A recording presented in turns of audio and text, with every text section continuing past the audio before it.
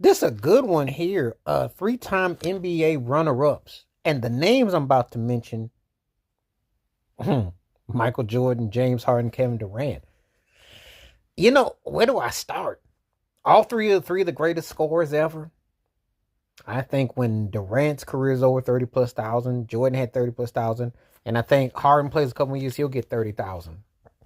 You know, credible handling, credible talent, prolific scores, and they were impactful for years in their respective times. Durant and Harden played together in OKC. Harden was a sixth man.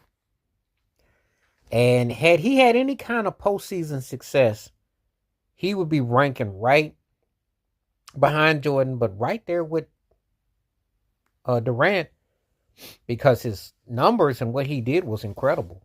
But during this duration, they were three-time runner-up MVPs. Of course, Jordan, it seemed like he should have had like 20 of them. I mean, he was dominant, especially once we get past at the 187, we think all the way to the 90s, he'd be a runner-up. And so that it's just amazing it's not more than it is for he's concerned.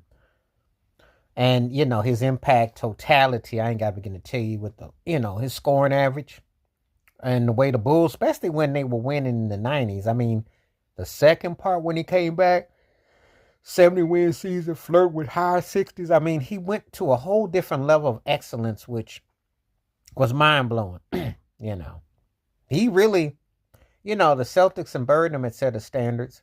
And that was a real thing. The Lakers did too with Magic. That if you could win a lot of games, that used to be a standard.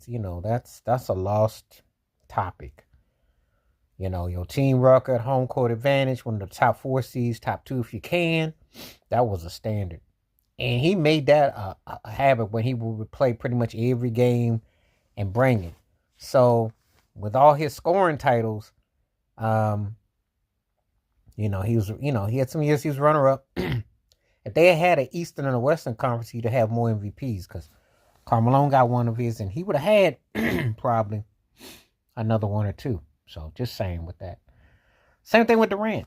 He had those 2 years in particular where he finally got by LeBron in 2014, but had those 2 years where he lost and the MVP.